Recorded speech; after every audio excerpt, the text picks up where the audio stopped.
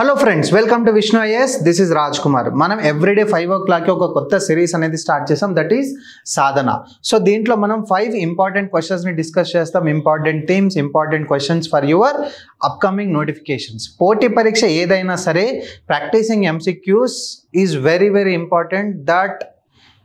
That helps you a lot in the exam అనమాట. So దానికోసమని మనం ఈ సిరీస్ని స్టార్ట్ చేసాం. If you are not following the series, previous videos ఉన్నాయి చూడండి ఛానల్లో. అలాగే మన ఛానల్ని లైక్ చేయండి, సబ్స్క్రైబ్ చేసుకోండి. అలాగే మన ఛానల్ని వేరే వాళ్ళకు కూడా షేర్ చేయండి. Okay, let's get in to the video. First question, consider the following statements with reference to the national security council. భారత జాతీయ మండలి ఏదైతే ఉందో దాని గురించినటువంటి స్టేట్మెంట్స్ మనకి ఇచ్చారు. It is chaired by the Union Home Minister and acts as the apex body for the strategic decision making. ఈ జాతీయ భద్రతా మండలి నిజమే. భారతదేశంలో మనం తీసుకునే ఏదైనా సెక్యూరిటీ రిలేటెడ్ ఇన్ఫర్మేషన్ అయినా సరే, సెక్యూరిటీ రిలేటెడ్ స్ట్రాటజీ డిసిషన్ ఏదైనా సరే దీని నుంచే వస్తుంది, మనకు తెలిసిన విషయమే. కానీ దీనికి అధ్యక్షత వహించేది హోమ్ మినిస్టర్ కాదు, ప్రైమ్ మినిస్టర్. ఎవరు అధ్యక్షత వహించేది? Prime minister.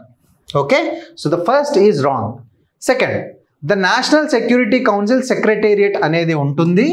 ఇది ఎన్ఎస్ఏ కింద పనిచేస్తుంది. ఎన్ఎస్ఏ అంటే నేషనల్ సెక్యూరిటీ అడ్వైజర్, సలహాదారు. ఎవరు ఇప్పుడు ఉన్నటువంటి మనకి ఎన్ఎస్ఏ ఎవరు? అజిత్ దోవల్ గారు, జేమ్స్ బాండ్ ఆఫ్ ఇండియా అని కూడా మనం పిలుస్తాం. So that is correct. And it has 4 functional verticals including internal affairs and strategic planning. 4 కాదు, it has multiple functions. Like security is related to with respect to everything. Security with respect to cyber security కావచ్చు, international threats కావచ్చు, లోకల్గా ఉన్నటువంటి Naxalites నుంచి లేకపోతే local threat కావచ్చు. Security అనేది it has so many functional verticals, not only 4. దానికి ఒక నంబర్ ఇవ్వడం అనేది కరెక్ట్ కాదనమాట. It has multiple functions to do. Next, the NSC operates under the 3-tier structure. 3-tier structure which includes the Strategic Policy Group, NSAB National Security Advisory Board and National Security Council Secretariat. This is correct. 3-tier structure అనేది ఉంటుంది. So ఎన్ని correct ఇప్పుడు అలా మనకి? Only option 3 అనేది correct, కాబట్టి only 1 statement is correct. So answer A is correct answer here. Okay, చూద్దాం. So the NSC is chaired by the Prime Minister, not Home Minister. It acts as the apex body, correct, for strategic and security related decision making, correct. The NSCS is the executive arm of the NSA, National Security Council లో దాంట్లో ఉన్నటువంటి executive arm ఏంటి? National security council secretariat. దీనికి national security advisor కింద అది పనిచేస్తుంది. Okay, and it has multiple functional verticals including internal affairs, strategic planning, intelligence coordination, technology and cyber security. తెలిసిందే కదా, అజిత్ దోవల్ గారిని మనం రెగ్యులర్గా ఫాలో అవుతుంటే మనకు చాలా విషయాలు తెలుస్తాయి దీంట్లో. ఓకే, అండ్ 3-tier స్ట్రక్చర్ ఉంది దీంట్లో. ఏముంది అని అంటే స్ట్రాటజిక్ పాలసీ గ్రూప్. ఫస్ట్ ఏంటి? Strategic policy group. It is headed by cabinet secretary. ఎవరు దీనికి హెడ్? ఎవరు? Cabinet secretary. Then we have national security advisory board. It is advisory board. Advisory బోర్డులో ఎవరు అంటే ఎక్స్పర్ట్స్ ఉంటారు, comprising experts from the outside of the government. ప్రభుత్వానికి వెలుపల ఉండే ఈ సెక్యూరిటీకి సంబంధించినటువంటి ఎక్స్పర్ట్స్ ఎవరైతే ఉన్నారో వాళ్ళు దీంట్లో మెంబర్స్గా ఉంటారు. Next, national security council secretariat. ఇది ఎగ్జిక్యూటివ్ ఆర్మ్ అని మనం అనుకున్నాం. ఇది ఎవరి అండర్లో పనిచేస్తుంది? నేషనల్ సెక్యూరిటీ అడ్వైజర్ కింద పనిచేస్తుంది. క్లియర్ కదా ఇది? Hope this is helpful. Next question చూద్దాం. With reference to the Hannibal directive recently seen in the news, consider the following statements. మీరు రీసెంట్గా చూసినట్టయితే ఇజ్రాయెల్కి గాజాకి మధ్య ఒక చిన్నగా ఒక పెద్ద యుద్ధమే జరుగుతుంది. Palestine, Gaza, Israel and then comes the ఈ అరబ్ కంట్రీస్ అన్నీ కూడా దాంట్లో ఇన్వాల్వ్ అయి ఉన్నాయి. సో దాని నుంచి వచ్చినటువంటి ఒక డైరెక్టివ్ అనమాట ఇది. దాన్ని ఏమంటాం? హనీబాల్ డైరెక్టివ్ అని పిలుస్తాం. సో చూడండి స్టేట్మెంట్స్ ఏమి ఇచ్చారు. It refers to an Israeli policy that prioritizing preventing hostage situations even at the cost of the captured soldier's life. ఎవరైతే మన అపోజిట్ దేశం ఏదైతే ఉందో, మనతో యుద్ధం చేసే దేశం ఏదైతే ఉందో వాళ్ళకి మన సైనికుడు కనుక బందీగా చిక్కినట్టయితే, బేసిక్గా చిక్కకుండా చూసుకోవాలి, ఒకవేళ చిక్కినట్టయితే కనుక వాడి ప్రాణం పోయినా సరే మనం బందీగా చిక్కనీయకూడదు. ఒకవేళ ఎవరైనా పట్టుబడ్డారని అనుకోండి, సో వాడిని చంపేయడమే ఇంకా గతి. అట్లాంటిది అనమాట ఇది. ఏంటనంటే మన సీక్రెట్స్ ఏవైతే ఉన్నాయో వాళ్ళకి తెలియకూడదు, మన వాళ్ళు వాళ్ళ చేతిలో నరకయాతను అనుభవించకూడదు అనేది మేజర్ థీమ్ అనమాట దీనిది. Next, the policy derives its name from the Roman general who committed suicide rather than being captured. పట్టుబట్టకుండా సూసైడ్ చేసుకున్నాడంట, అంటే దొరకకుండా పాయిజన్ తాగినట్టున్నాడు. సో సేమ్ ఉంది కాన్సెప్ట్కి, ఎగ్జాంపుల్కి. So the second is correct. జనరలైజ్గా చూసుకుంటే second is correct, but conceptualize కూడా second correct. It is currently enforced by NATO in European conflict zones to prevent POW, prisoners of wars, captures. Tappu. It is not enforced by NATO. This is only related to Israel, not any international organization. Okay na? So first correct, second correct. Option A, only 1 and 2 are correct. Chudandi. Hannibal Directive was in controversial Israeli military policy designed to prevent soldiers from being captured by enemy forces. వేరే వాళ్ళకి పట్టుబడనీయకుండా ఇది create చేశారు. ఇది help అవుతుంది. ఒకవేళ పట్టుబడ్డారు అని అంటే వాడు చచ్చిపోయినా సరే పట్టుబడనీయకుండా, వేరే వాళ్ళు పట్టుబడనీయకుండా చూసుకోవడమే. Next, it allowed the use of extreme forces to stop a capture even if it means risking or causing the death of the captured soldier. పట్టుబడిన వాడు చనిపోయినా సరే, వాడు తిరిగి వచ్చినా సరే, కానీ ఇంకొకళ్ళు బందీగా పోవడానికి ఛాన్స్ లేకుండానే తీసుకొని వచ్చారు. So you can use the extreme force. The name is believed to be reference to Hannibal Barca, the Carthaginian general who according to historical accounts took poison to avoid the captured by the Romans. Romans దొరకకుండా అతను ఏంటనంటే poison తీసుకొని చనిపోయాడంట. ఓకేనా? So దాని నుంచి రెఫరెన్స్గా దానికి పేరు అనేది రావడం జరిగింది.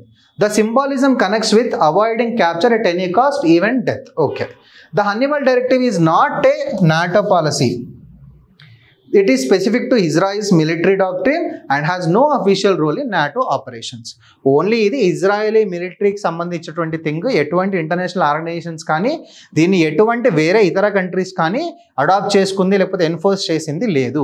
Only with respect to Israel. Okay, క్లియరా? Next question.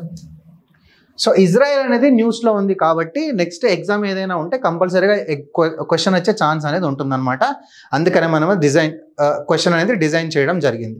అలాగే మ్యాప్ పాయింటింగ్లో కూడా చూడండి, ఇజ్రాయెల్ పక్కన ఏ కంట్రీస్ ఉన్నాయి, ఇంకేమైనా సీస్ ఉన్నాయా, ఎవరెవరి గొడవ అవుతుంది, దాంట్లో ఎవరెవరు ఇన్వాల్వ్ అయి ఉన్నారు, ఏ మిలిటరీ ఆర్గనైజేషన్స్ ఇన్వాల్వ్ అయి ఉన్నాయి, ఏ ఎక్స్ట్రీమిస్ట్ ఆర్గనైజేషన్స్ ఇన్వాల్వ్ అయి ఉన్నాయి, ఇవన్నీ కూడా చాలా ఇంపార్టెంట్. అవన్నీ కూడా చూసుకోండి. ఎగ్జామ్ పాయింట్ ఆఫ్ వ్యూలో కంపల్సరీ క్వశ్చన్ అనేది వస్తుంది. Next, third question. Consider the following statements regarding the international criminal court. International criminal court అంటే ఏంటిదా? ఇక్కడ క్రిమినల్స్ ఎవరు ఇంటర్నేషనల్ లెవెల్లో క్రిమినల్స్ ఎవరైనా ఉంటే వాళ్ళకి ఈ కోర్ట్ అనేది పనిచేస్తుంది. ఇప్పుడు మన దేశంలో సుప్రీంకోర్టు ఎలా ఉంది, అలాగే ప్రపంచంకి ఈ పర్టికులర్ కోర్ట్ అన్నమాట. It is the world's first permanent court to prosecute individuals for genocide, war crimes and crimes against humanity. This is first permanent court, that is correct.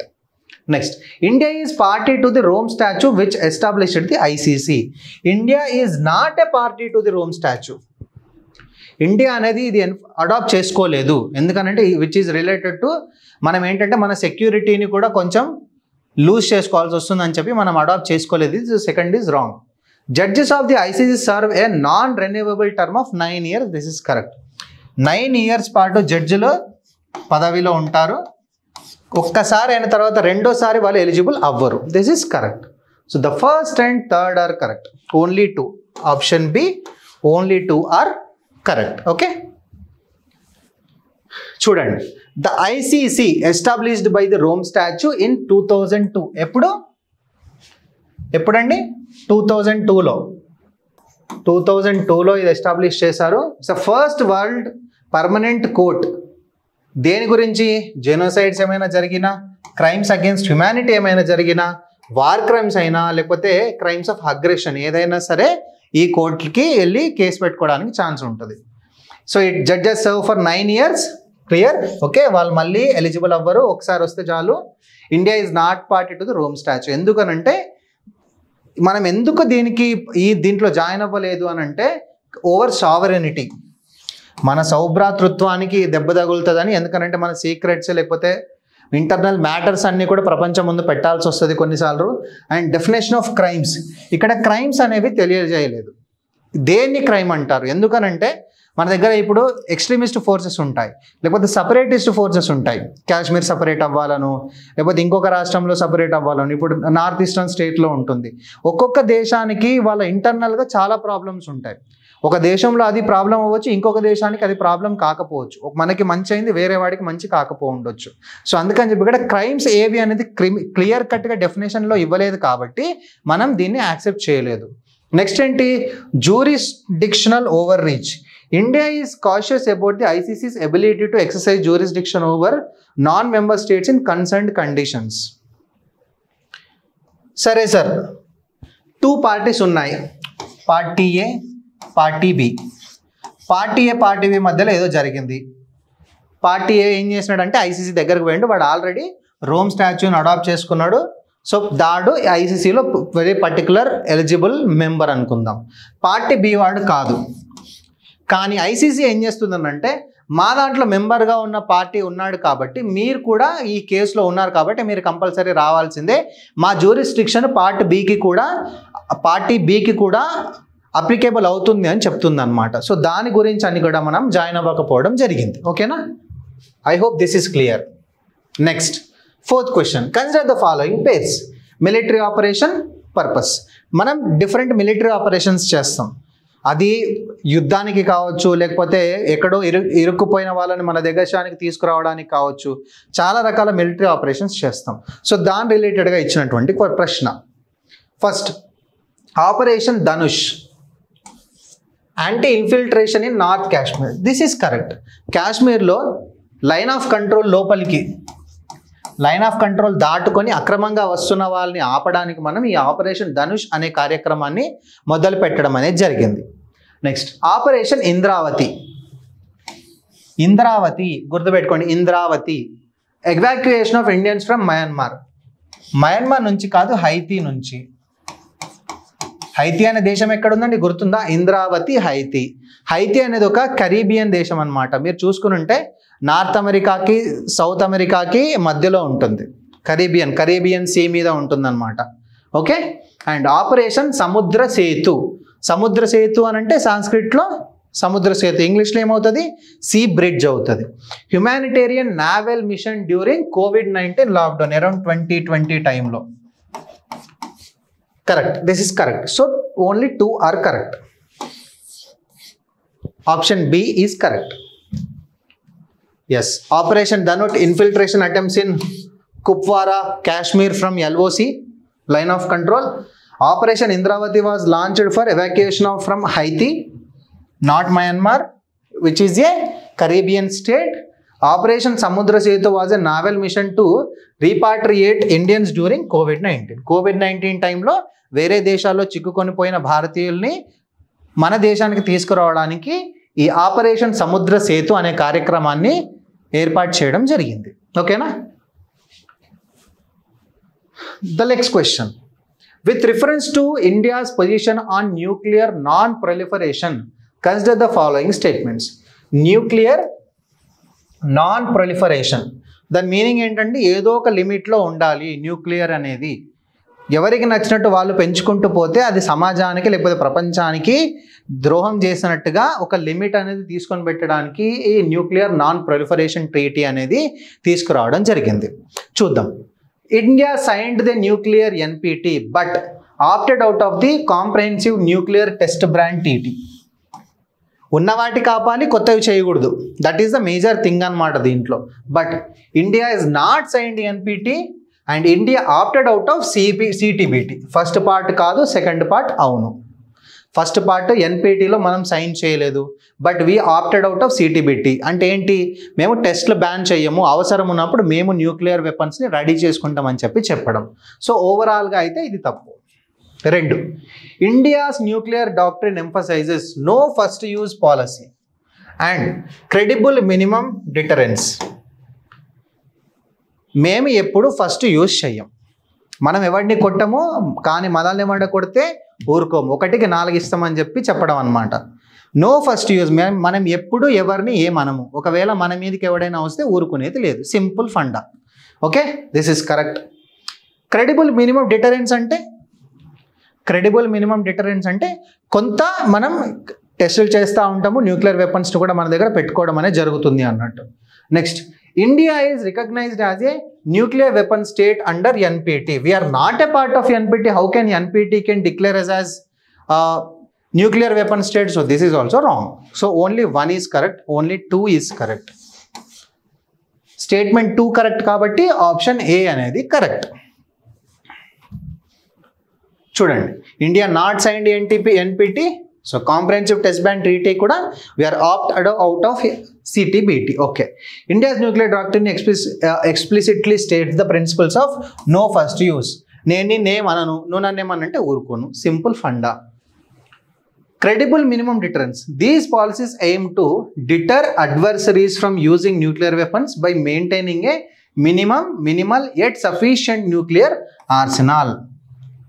ఉంటది మన దగ్గర, మనం మెయింటైన్ చేస్తాం, ఎంత అయితే మినిమం ఎంత మెయింటైన్ చేయాలో అంత అమ్యూనిజం ఏదైతే ఉందో, ఆ ఆయుధాలు ఏవైతే ఉన్నాయో, న్యూక్లియర్ వెపన్స్ ఏవైతే ఉన్నాయో అవి మనం మెయింటైన్ చేస్తామని చెప్పడం. India is not recognized as a nuclear weapon state under NPT. మేజర్గా ఎన్పిటిలో న్యూక్లియర్ వెపన్ స్టేట్స్గా ఏమున్నాయి అని అంటే Russia, China, France, US, UK, Russia, China, France, ఇవన్నీ కూడా ఎన్పిటిలో న్యూక్లియర్ వెపన్ స్టేట్స్గా ఉన్నాయి. India along with Pakistan and Israel developed nuclear weapons outside the framework of NPT.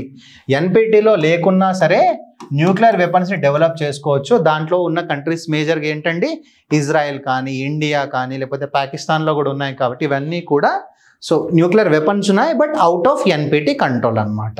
ठीक है, so these are like very important current affairs questions for your exams guys. So prepare more number of MCQs today so that you can conquer the exam tomorrow. All the best.